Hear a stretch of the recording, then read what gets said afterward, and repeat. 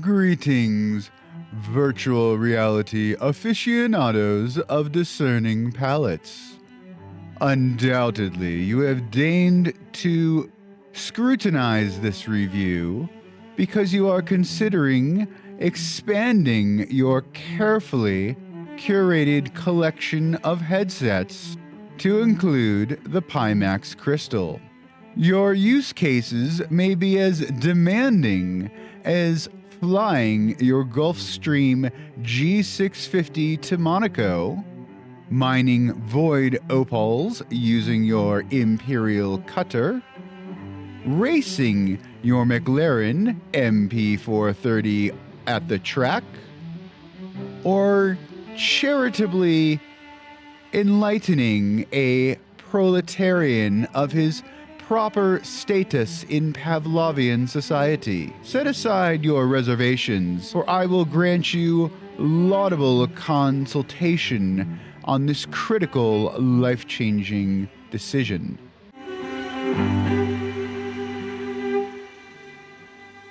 Hello everyone, this is Ender, and welcome to my VRcade, where today I'm providing you my full review of the Pimax Crystal. As I disclosed in my first reactions about a month ago, video linked down in the description or possibly up above, I was provided the Pimax Crystal at no cost. I am not being paid by Pimax, and my only obligation to them is simply to review their headset. They have included me in their affiliate program, so if you choose to purchase one of their products using my code ENDER or the link down in the description below, you will receive a discount and I will receive a commission. I know any VR headset can be a big purchase, and of course the Crystal is perhaps the most expensive consumer model available today. If you find what I value isn't the same as yours, that's perfectly okay, and it doesn't mean we need to get into a big argument. However, I do encourage you to check out those reviews by others whose opinions may be more in line with your own. What I can offer you is my experience based on my background, which I'll go into in depth for that reason, as far as a VR gamer and my experiences with VR headsets. And I hope you find that helpful. If you disagree, please add your perspective respectfully in the comments below. If you value my work, please consider clicking that like button. It really does help my channel grow, and subscribing if you'd like to see more of my content in the future. It really does help my relatively new and small channel continue to grow, and your support would be appreciated.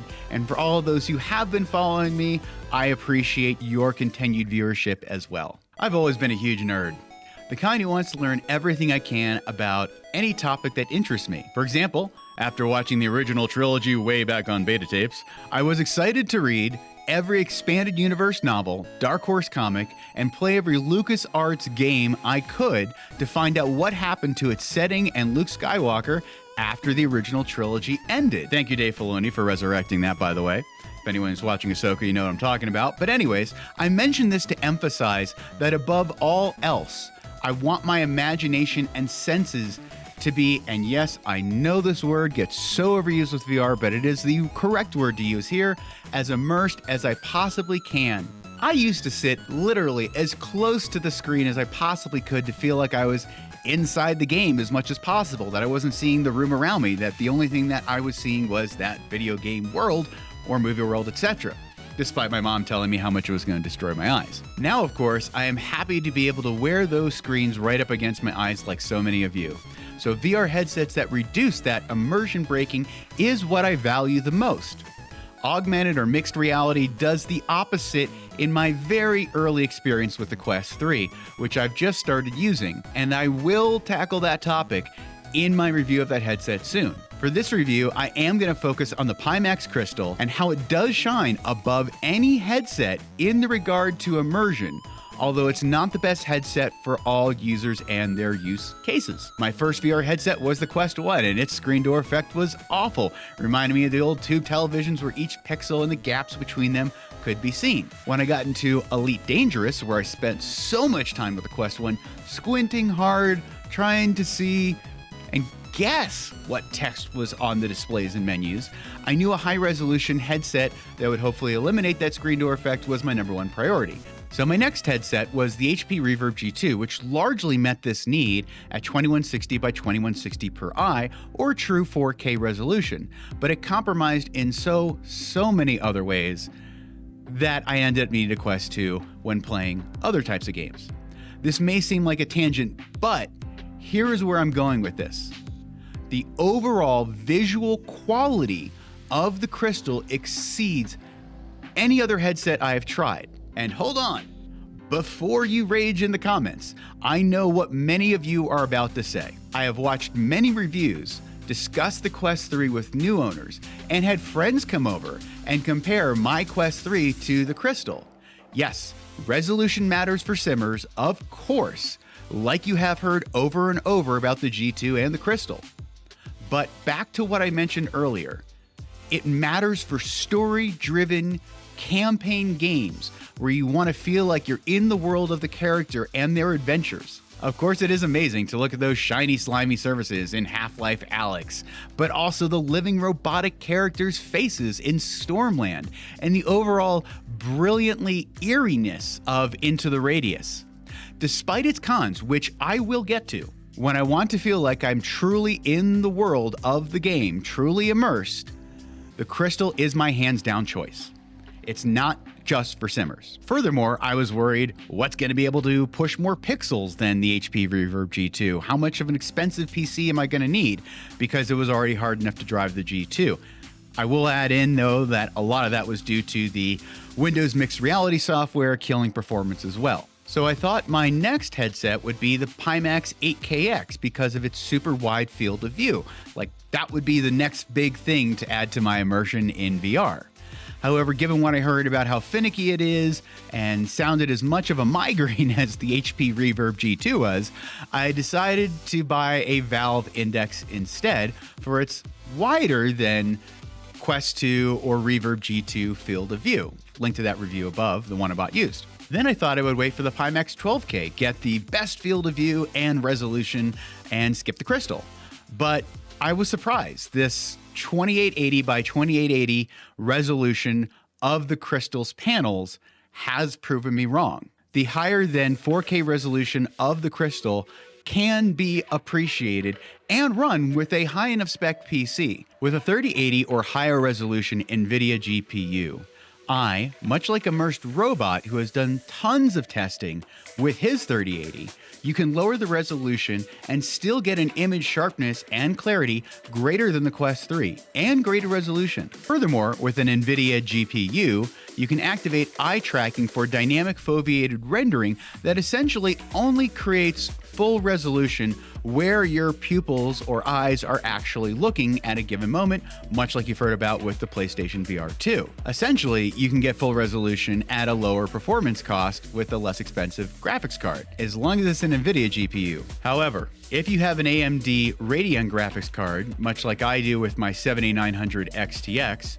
your dynamic foveated rendering options are limited to DCS World, which I don't have, and Pavlov, which I do, and only tested with that. For more on the ins and outs of how that works, watch the video I will link to from Omniwhatever, who I found to really be the expert and my teacher on the topic of DFR. However, I will say that my 4080 competitor, the 7900 XTX, has enough horsepower to render close, not always, but close to 120 frames per second at full resolution, at medium to high settings, but not ultra, in most of the games that I play in virtual reality without dynamic foveated rendering anyway. Furthermore, the aspheric, aka non-ringed Fresnel lenses do make a big difference. Combining these with the high resolution panels that I just discussed and the way they work together is so related to visual quality. I noticed this with the Quest Pro that I tried and returned due to its discomfort and lower than Quest 2 resolution, link above. The Pro's pancake lenses took me out of the world, so to speak, because I saw the screen door very clearly. I know not a lot of other people did. I did. Crystal doesn't have that issue. It really is, as one of my friends said, before you tried the Reverb G2 and my Quest 2, what did you think of this new headset, the Pimax Crystal? Yeah, well, an aptly named product. It was crystal clear. Like the difference is immediate and pretty obvious. Even the Quest 3, while a substantial upgrade and probably the sensible choice and best all-around value for most VR gamers, is not, in my opinion, the best visual quality. What I thought at first was a screen door effect, again, killing my immersion in the Quest 3, is actually what Norm from Adam Savage Tested explained as an aliasing issue due to the canted lenses. I highly suggest you watch that video rather than me attempt to explain and butcher what he says so well. It's a long video, but at least watch that chapter bookmarked tilted lenses at about 8 minutes in. Furthermore, the aspheric or non-ringed, non-Fresnel lenses do make a big difference. Combining these with the high-resolution panels I just discussed and the way they work together is so related to the visual quality. I noticed this with the Quest Pro that I tried and returned due to its discomfort and its lower than Quest 2 resolution. The Pro's pancake lenses took me out of the world because I saw the screen door very clearly. Crystal doesn't have that issue. It really is crystal clear because of both the lenses and the super high resolution panels. Even the Quest 3, while a substantial upgrade and probably the most sensible choice and all-around best value for most VR gamers, is not, in my opinion, the best quality. Even though the Quest 3 has a true 4K resolution panel and it has non-Fresnel, non-ringed lenses, it's still not crystal clear to me. The second big strength of the Crystal is its contrast or deep blacks due to its mini LED/Q LED panels. In short, this means stunning contrast due to its many small light sources that can be independently turned off and on when needed. As I said in my initial review, I noticed the shadows in a dark corner in an otherwise bright room and wonder what creature or what treasure is hiding there. As opposed to Quest 2 or Index in particular, I felt like all dark environments are just one shade of gray with, to my understanding, a single or very few large light sources, so you don't get the contrasts or differences in a single room or environment, giving you those dark shady corners. The Quest Pro I tried had this local dimming effect and similar screen technology, but it disappointed me in so many ways I couldn't adjust it also like I can with the Pimax software very easily. And I know there were a lot of complaints about the previous version of the Pimax software, but at least in my experience as a later or at least not earlier adopter, I haven't really had any issues with the Pimax software. There was one, but it got fixed. I'll get to that later. However, it is important to note that the local dimming in the Crystal isn't as good as a true OLED screen, with many more local dimming zones.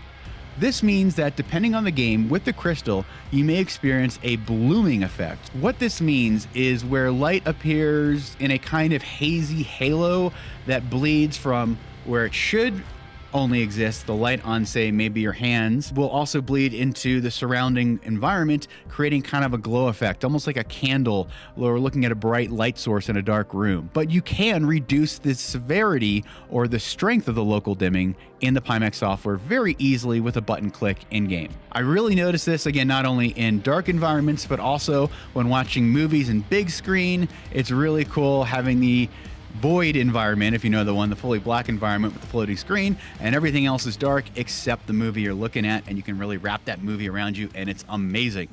Also, what's very important to me is audio. I've tried many different upgrades to Quests. I've tried some Sony clip-on headphones. I backed the VR ears from Rebuff Reality, which were so awful I didn't keep them for but a couple days before giving them to someone else. Ever since I got the off-ear headphones with the Reverb G2, which are the same ones on the Index, I thought I was never going to find another solution that would work.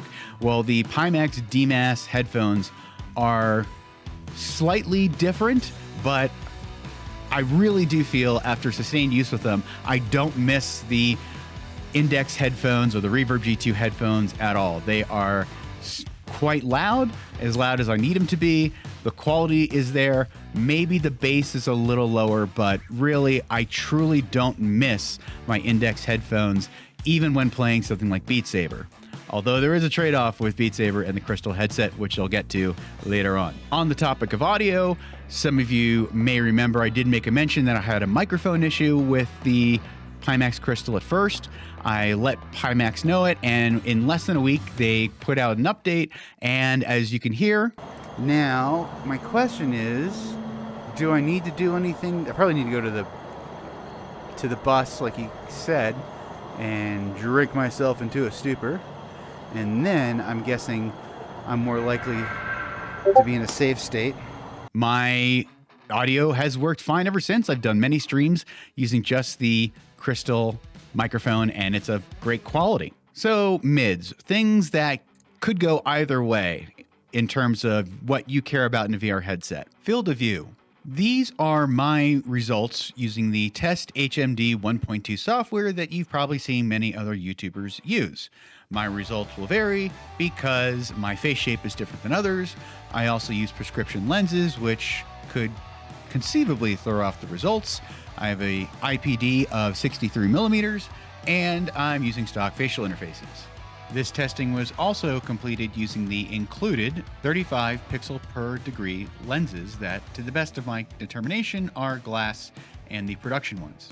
You can see here with the Pimax Crystal, I received a vertical field of view of 102 degrees and the same 102 for the horizontal field of view. So pretty even 1-to-1 aspect ratio, which is one thing I've understood about the displays of the Crystal.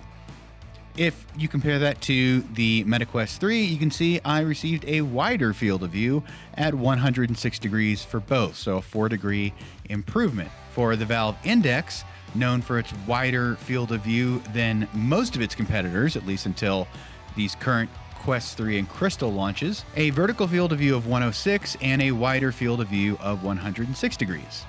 And the HP Reverb G2 at a sad 78 degrees vertical and 98 degrees horizontal. What does this mean? Well, again, these are my results. Some people have even showed different relative differences between the different headsets. This is what I came up with after testing several times and confirming I was doing the methods correctly. I found that the Crystal had a wider, to me, perceived field of view, as I see it, than the Quest 2. So definitely an improvement there, but as the numbers show, not as good as the Index or the MetaQuest 3. You could get that a little better with interfacial interfaces. I'll talk about those options later. If field of view is one of your primary interests in a VR headset, you may be interested to learn that Pimax has been developing a wider field of view set of lenses that will be extra cost and are still being tested. Some results for these under development lenses have shown a greater field of view, but a loss in binocular overlap, which I'm not very sensitive to or great at explaining. So I'll just refer you to those other videos. And again, Omniwhatever had, I believe, those lenses to test and did his testing after a more recent software update that he noted did not result in as much of a binocular overlap issue. Although he did note it still may be of concern to some as far as binocular overlap, and I'll just refer you to watching his video to understand that more. The controllers. So for me, the included controllers are good and acceptable in most gameplay. Unlike with the Reverb G2, the Crystal included inside-out track controllers do work well with gun stocks. I didn't have any issues with them. They do have an issue with Beat Saber though. Anything above hard in Beat Saber, so Expert Plus, I would lose tracking, and unfortunately it is going to affect your gameplay. So for that, I would recommend, even though I haven't tried yet, you get the Lighthouse faceplate and an Index controller and Lighthouse setup. That is a significant additional cost. So if you're a dedicated Beat Saber player and you can't afford that additional upgrade, then that might be an issue for you. But with gun stocks, unlike the Reverb G2, the controllers for the Crystal, the included inside-out track controllers, worked fine. So I'm happy with those. And really, Beat Saber is the only issue for those controllers, I think. Things that are kind of mid with the Crystal is going to be the standalone mode. It does look incredible. It does have great off-ear audio, but there's very few apps available to play. The only one I tried was the Open Brush painting program, and yeah, it looked great, but like many of you, I already have an extensive standalone Quest library. There are many more games out there, and there's many more coming. So standalone headset, Quest 3 is probably your better option. It's a nice feature to have. And like many others, I wish we didn't have all the standalone features, so it could be later. So I mentioned eye tracking earlier, and one of the benefits of having that component in there is also, in theory, automatic IPD adjustment. And I think this needs an update because, at least for me, when I tried this and 3 other friends tried it, every time we had auto IPD adjustment enabled, it shrunk all the way down to the lowest setting. So really, it wasn't working. However, you can, using a button, it's powered, adjust your IPD to the setting you're used to. You can just turn off the auto IPD and still leave things like eye tracking enabled. So that's kind of neat, even though the auto IPD doesn't work well. The motorized IPD is kind of neat. Again, as I mentioned earlier, one thing that can be a pro or con, consider you need a beefy PC. Again, I recommend an NVIDIA 3080 at the minimum or a higher end Radeon graphics card because you won't have that eye track dynamic foveated rendering ability. This could go either way, so I'm putting this in the mid, not highs or lows section also, that it is a tinkerer's headset. So you have to be willing to go into the Pimax software, which again is vastly improved and easy to use, and know where the settings are and be willing to play with them, such as eye track dynamic foveated rendering, hertz, or the FPS targets you're aiming for, essentially. But you have to be willing to go in there and tune things correctly. It's also a wired headset. So again, you've got to be willing to set up a tether, or if you're seated, that's not going to be an issue, of course. Be aware of that. Moving on to the lows or the potential deal breakers for you on the Pimax Crystal. Number 1 is going to be the weight. Undoubtedly, it's the heaviest headset I've ever tried and possibly the heaviest headset on the market. I do have a neck issue, but I've got a pretty strong neck. I can kind of power through it. I even played, granted it was sitting, a stream of Demeo for just under 4 hours.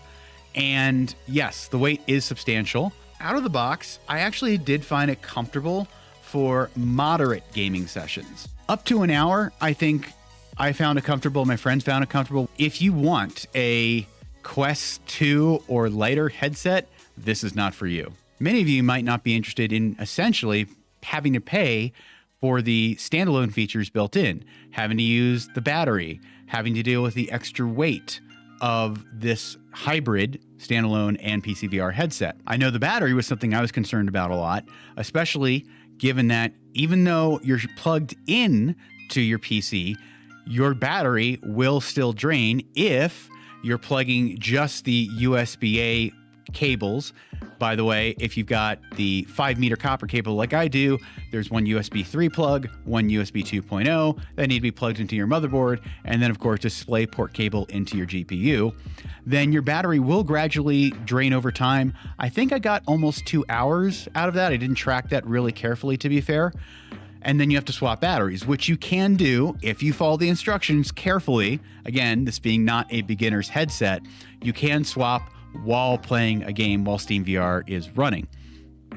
And the batteries are tricky to insert and remove, like I talked about in my initial review. However, if you use the now included USB hub, you plug your 2 USB cables into the hub, and then that hub plugs into a single port on your PC, then you essentially do have infinite power. It will maintain its charge. The only issue I found is that the connection on that hub isn't totally firm, and it's not just the USB hub they provided me, it's another USB hub, which I bought for using with my G2, if anyone remembers the X570 issues. That connection just seems inherently weak and not totally stable. So that micro USB, whatever connection it is, it's very strange, is not totally solid, can wiggle, and you can lose your connection. So there's that trade-off. Others on the Pimax Discord have found a way to use an external power adapter, and I suggest you check that out if that's of interest to you. So again, Tinker's headset, there's a few things you need to be aware of and willing to finagle to get to work just right. If not, it's not the headset for you. Another issue is because this is a standalone headset, it does have its own Guardian system, and when you go into Steam VR, you have the Steam VR Guardian system. I noticed a video from Carl Gosling about how he was really annoyed, how he couldn't get the floor adjusted correctly. I will note, Carl, if you didn't, you were putting the controller on the floor to set the floor height when the software says to put the headset on the floor. So anyways, if you follow the setup instructions correctly, then it does appear to work just fine. But unfortunately, at least for me, it does prompt me to set up my headset Guardian every time I restart my headset, which is a bit of annoyance, unlike say Quest 3 where it remembers it every time. And sometimes it works if I don't reset my Guardian headset in the Pimax software, and then when I go into Steam VR, sometimes it's fine, sometimes it's not. But you can easily adjust it with the app in OVR advanced settings. So again, something an advanced VR experience user is going to know about and not be too annoyed with, but if you don't know what I'm talking about, again, probably not the headset for you. One aspect of visual quality I'm not terribly sensitive to that you might be is chromatic aberration. That is where you see kind of a red or blue tinge, either on the case of the old, before the recent Steam 2.0 update, VR menus, where at the gray edges of the menu, you see a blue or red tinge to it. Also, if you're using particularly a low field of view facial interface, like the 6mm one from the Vive headset, where you really can see the edges of the panels, you will see at that edge some chromatic aberration as well. That is perhaps even more noticeable than on the menus. Again, that doesn't bother me. It was something I dealt with a lot with my Reverb G2, so it wasn't a concern for me. I do recommend you use the Studio Form Creative Apache strap that you can see I've applied here, and it helps distribute the weight better. As far as grips go, so I was able to make them work with controllers that have a strap on them. So I tried ones from Kiwi, I tried ones from Mamu with their gun stock. And one thing I did, and it was very nice of ProTube to send them to me, was they sent me their Quest Pro controllers because I'm very much a fan of the ProTube ecosystem, such as you might call it. As with Pimax, ProTube did not pay me to talk about their products. They did provide them for free, and if you would be interested in purchasing them yourselves, you could do so with the affiliate links I've included down in the description below, and I would earn a commission at no cost to you because I have the Provolvers and the Force Tube. One of my viewers actually asked me in the comments, is there a way to get the Provolvers to work with the Crystal because you have to use special adapters? And yes, I found the Quest Pro Provolver and magnetic cups to work very well with the Crystal inside-out tracked controllers. However, one issue is they didn't get a perfect fit. My right controller fit perfectly, my left controller for the Provolver a little loosely, but it didn't affect my gameplay. And one thing you may note I did there is I took a hot knife and I cut a little hole into the 3D grip so I could attach a strap on there and not worry about dropping the Provolvers. But anyways, enough on the Provolvers. One other thing with the Mag Tube or Force Tube setup, I was able to use the Quest Pro controller cups as well, and they worked really well for that also. Two other considerations with the Crystal that I actually think are pretty great options. They may not be the right ones for you, but they're worth considering. First off, a lot of people who bought the, say, Valve Index were upset that their controllers would break or they'd have some sort of issues. And even though Valve customer service is excellent, once that 1-year warranty is up, you're out of luck and you've got to go to iFixit to see if you can repair that part that's broken yourself, such as the thumbstick drift issue. Pimax offers a 1-year extended warranty, so you will be covered for an additional year if you choose to keep the headset that long. And I think it's really great that they offer that for some additional peace of mind. Alternatively, if you are on the fence about the Crystal and you're really waiting for the Pimax 12KX, well, you might be interested in what I consider essentially a lease with the Crystal. In other words, if you buy the Crystal by the end of the year, we'll give you $800 or half that money back towards the purchase of a 12K.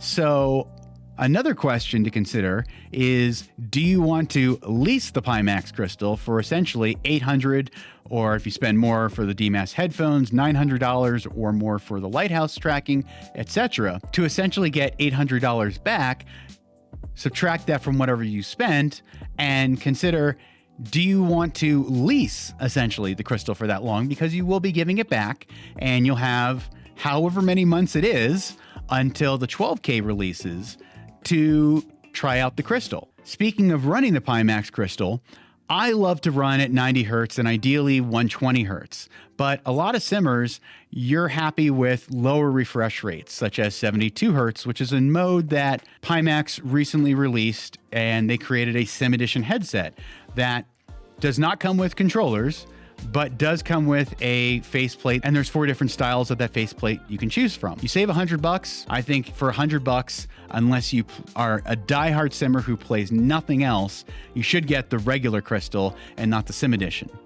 The 72 hertz advertised with the Sim Edition is also available on the regular non-Sim Edition Pimax Crystal as well. Of course, the best way to decide if a VR headset is the right headset for you is to try it. And that's where I think Try My Tech is so cool. Try My Tech is a program started by Sebastian at MRTV. I've done a few videos on it, and what better way to decide if a headset is the right one for you or not, but to try it. And for those of you who happen to live in the Denver area, you're welcome to come test out my Pimax headset in person, along with my Quest 3 and other headsets. And hopefully more of you will sign up so I can share the opinions of others and not just my own. In that regard, I hope you found my opinion and my testing with the Pimax Crystal to be helpful. If you have some constructive feedback on what you would like to see from this channel, how you'd like me to review other headsets like the Quest 3 coming up, please comment down below. Again, if you choose to purchase one of the products that I've reviewed in this video, please consider using one of my affiliate links down in the description. And if you appreciated my work, a like would also be appreciated, as would be a subscription if you'd like to see more. Thank you so much for watching.